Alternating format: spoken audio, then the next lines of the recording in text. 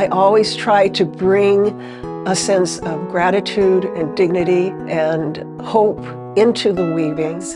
And I have to live that myself in order to bring that. It's also an act of becoming, but I don't think the work is really finished until I have the opportunity to share it with other people. I'm Claire Campbell Park. I am an artist, an author, and a lecturer. And I taught at Pima College for 35 years. I taught studio art, color theory, and basic design and weaving and textiles.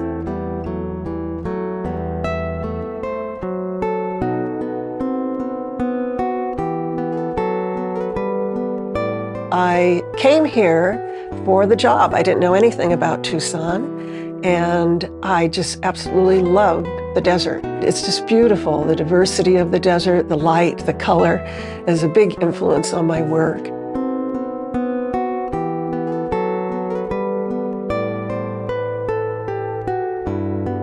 I've written a book, Creating with Reverence, Art, Diversity, Culture, and Soul. And it was developed in my classes in conversation and reflection with my students, which was wonderful. I loved thinking about things that are beyond just the materiality of art. And in the book, I look at the ideas of artists and craftspeople from many different cultures and ask people to reflect on their own ideas.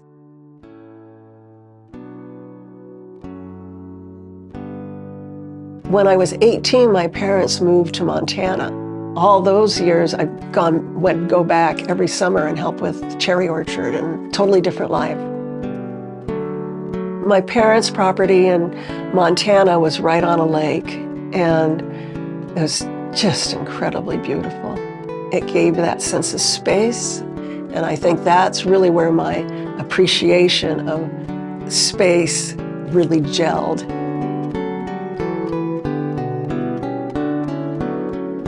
My textile processes, for me, is a kind of active meditation. What I find most gratifying is that so many people have told me that they just want to walk into my work and stay there, breathe in the color, and heal. Claire Campbell Park is a phenomenal person, an artist. She is one of the most gentle souls I've ever met. Her work interweaves with that notion of reverence in art and about the meditative qualities. What I get most pleasure from is just color and technique. And Claire's piece that I have has exceptional technique and a beautiful sense of color. Like any good work of art, it feeds your soul. At the time that she was originally creating her fibers, she was embracing it more in the spirit of the Bauhaus. So she was looking at it as a means to an end rather than about the repetition, than about what it represented in terms of the trajectory of women artists. I found that really phenomenal because her work is absolutely about the craftsmanship. It's meticulous. You cannot replicate this easily, but it's about ultimately something else. And that's what I find fascinating. It's about color. I couldn't do what I do now if I hadn't taught literally thousands of students to see color. And we were doing these exercises where I would help them see little tiny differences in color.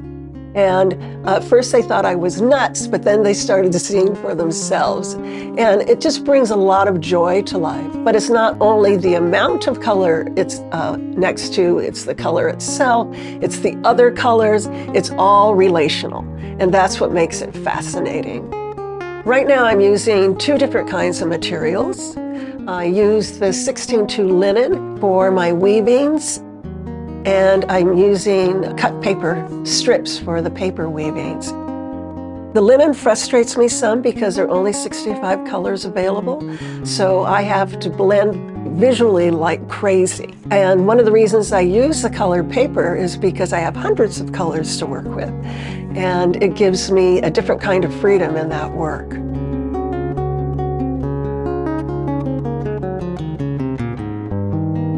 We met met Claire through the Museum of Art here in Tucson. We just fell in love with this one because of the coloring, or the way they grow into each other. Any artist in whatever medium, if they really have put it together as well as Claire has put together what she does, then they deserve big recognition. She's right up there with the best. When I weave, I can't see what I've done after it's rolled under. So I have to keep it in my mind. I had to train my mind and my ability to work with these complex color relationships. The other issue with weaving is you can't erase easily. Unlike a painter, you can't just paint over it. I can take out a few inches. That's the other thing, you gotta get it right. And if you don't get it right, the challenge and half the fun of it is you have to figure out a new solution and work with the proportions. And sometimes it's just a single line of color will bring it back into relationship, into harmony.